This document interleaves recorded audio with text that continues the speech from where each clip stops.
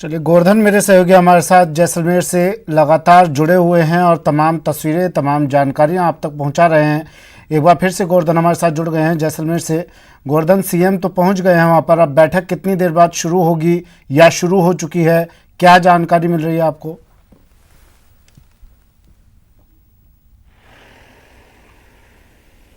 देखिए, सीएम अभी थोड़ी देर पहले जैसलमेर एयरपोर्ट से उनका काफिला है वो होटल सूर्यागढ़ के लिए रवाना हुआ है। उनके साथ में आज मंत्री रघु शर्मा, ये पहली बार यहाँ जैसलमेर आए हैं। शांति धारीवाल तो पहले थे, वो भी उनके साथ में हैं। संयम लोढ़ा और जो डिप्टी चीफ विप हैं महेंद्र चौधरी, ये भी उनके साथ में जयपुर से यहाँ पर आए हैं। बैठक को लेकर के वक्त तय नहीं था, हो सकता है अभी घंटे 2 घंटे भी लग जाएं और शाम के समय में बैठक शुरू हो, लेकिन अनौपचारिक तौर से एक बार जो वरिष्ठ नेता हैं, चाहे प्रदेश प्रभारी और पीसीसी चीफ गोविंद सिंह डोटासरा, ये सब बैठ करके एक बार रणनीति तय करेंगे और उसके बाद विधायक दल की बैठक करेंगे। विधायक दल की बैठक में जो मुख्य मुद्दा है वो आगे की रणनीति को लेकर के होगा, और दूसरा जो कल बड़ा राजनीतिक डेवलपमेंट हुआ है जिसके तहत सचिन पायलट कैंप है वो कांग्रेस में वापसी को लेकर के उनसे सुलह हुई है, उस पर चर्चा की जाएगी।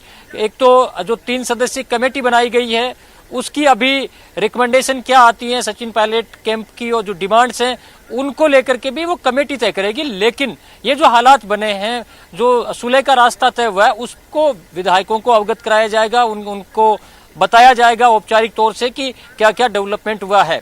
सीएम ये भी कह चुके हैं, जयपुर में आपने सुना होगा जब उनसे पूछा गया कि जो पार्टी के साथ रहे विधायक हैं उन्होंने क्या गलती की थी, ये सवाल था मीडिया का, तो सीएम का साफ तौर से कहना था कि जिन विधायकों ने बाड़ेबंदी में, ऐतिहासिक बाड़ेबंदी कही जाएगी इसको, इसमें अगर एक भी टूट के नहीं गया तो उनके अभिभावक के तौर पर वो हमेशा साथ खड़े रहेंगे। आश्वासन मुख्यमंत्री की ओर से इन विधायकों को दिया गया है। देखिए, बाड़ेबंदी का भी राजस्थान में इतिहास बन चुका है। 1 महीने से ज्यादा की बाड़ेबंदी हो चुकी है। आज ही के दिन ये पूरा प्रोसेस शुरू हुआ था, पूरा 1 महीना बाड़ेबंदी को बीत चुका है, और ये एक तरह से राजनीतिक बाड़ेबंदियों में विधायकों को एक जगह इतने समय तक इतने विधायकों को रखे जाने का भी इतिहास बन गया है।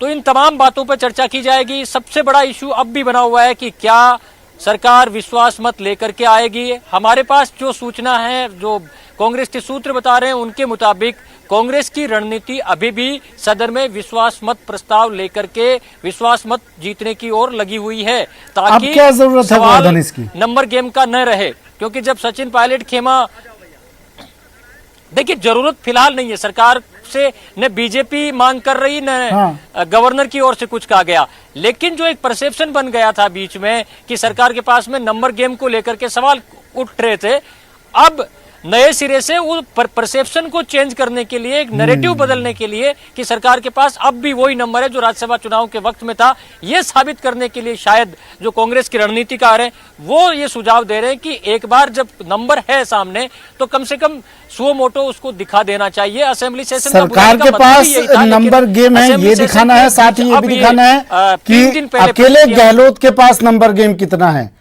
ये दिखाना मेन होगा। गोवर्धन, देखिए, ये अशोक गहलोत ने ये पहले भी दिखा दिया। ये जो बाड़ेबंदी थी जैसलमेर की और जयपुर की, सत्ता खेमी की जो बाड़ेबंदी थी, उसमें जो हमेशा से दावे कर रहे थे कि उनके पास 102 103 है, तो ये नंबर गेम इनका है। ये उसको कांग्रेस का समझिए, सत्ता खेमे का समझिए, पायलट ने अपना नंबर गेम दिखाया था।